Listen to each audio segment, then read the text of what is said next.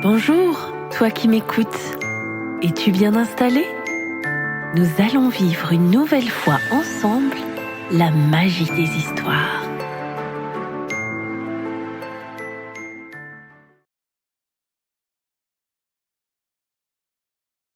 Binti la bavarde de Véronique Massenot, Sébastien Chebret est publié par les éditions L'Élan Vert.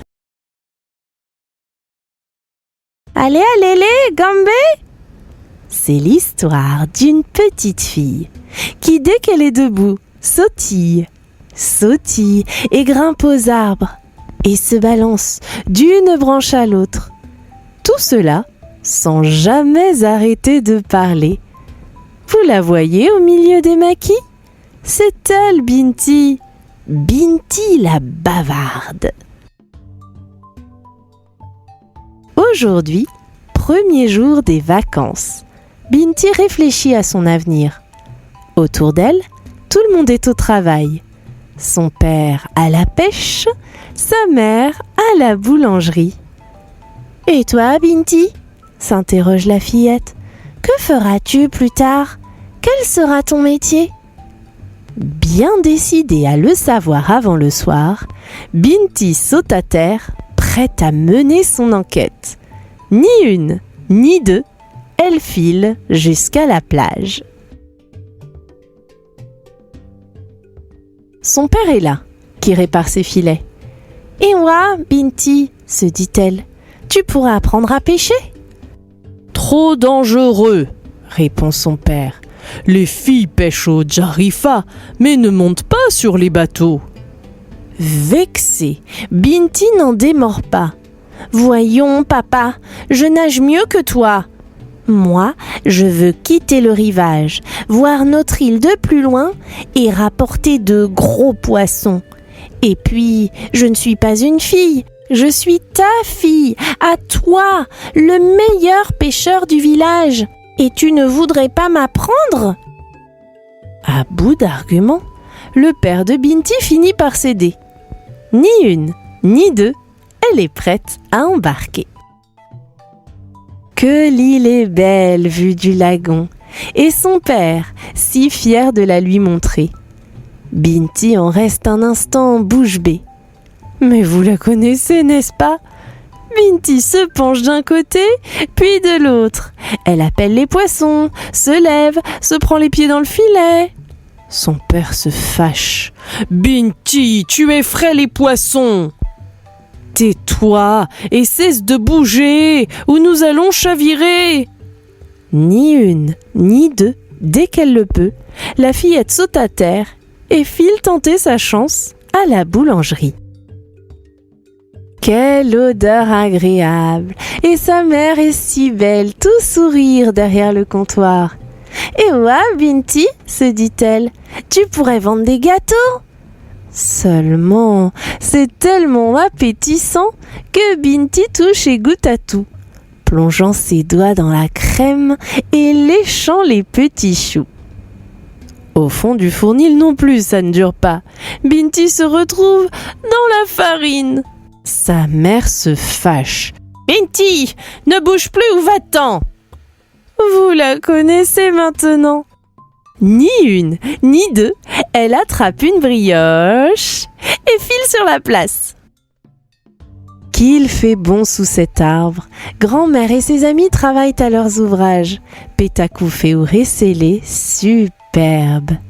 Et ouais, Binti, tu pourras apprendre à broder.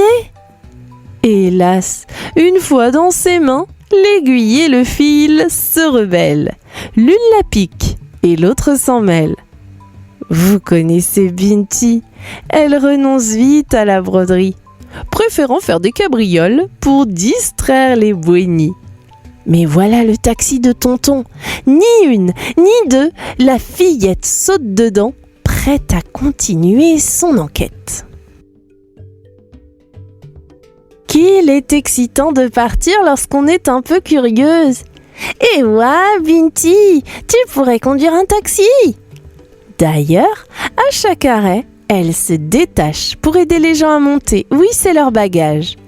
Puis, pendant le voyage, se tient dos à la route, causant et amusant les passagers, au point que certains oublient de descendre, forçant son oncle à s'arrêter n'importe où.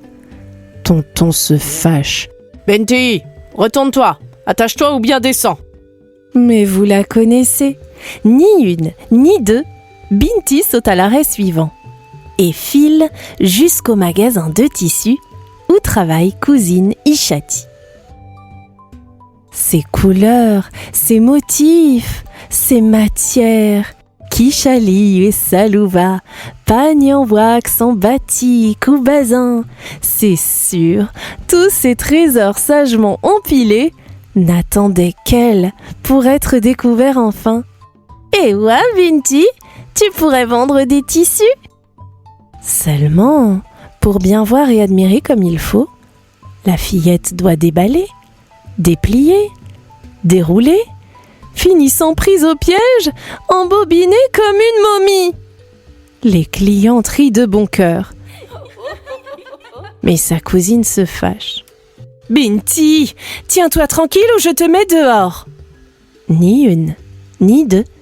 Sitôt délivrée de son lamba fou, la fillette ressort et file jusqu'au bord de la route où sa tante vend des fruits. Binti respire. Elle se sent mieux ici que dans une voiture ou un magasin. Sa tante, sous son parasol, lui offre un morceau d'ananas juteux. « Eh ouais, Binti, pourrais-tu vendre des fruits ?» Mais la fillette a perdu son entrain.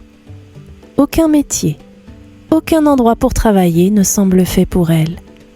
Binti s'assoit, muette et songeuse, sur un petit coin de natte. Autour, les bouénis la taquinent gentiment.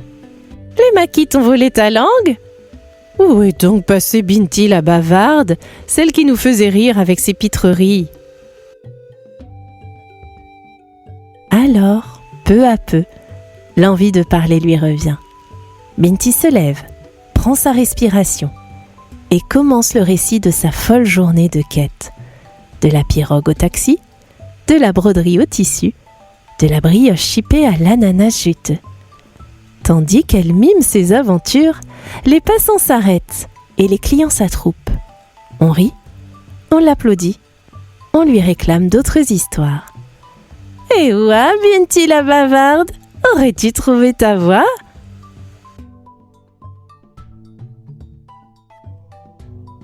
Depuis, Binti a bien grandi. Elle est devenue conteuse et avec sa troupe, voyage dans le monde entier pour partager les histoires de son île.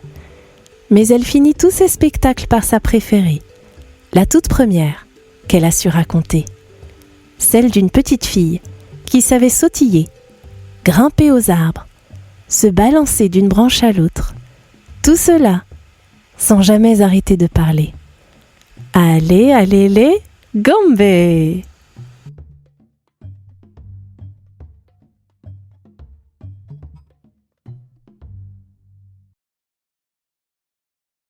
Si tu as aimé cette vidéo, mets un like et abonne-toi.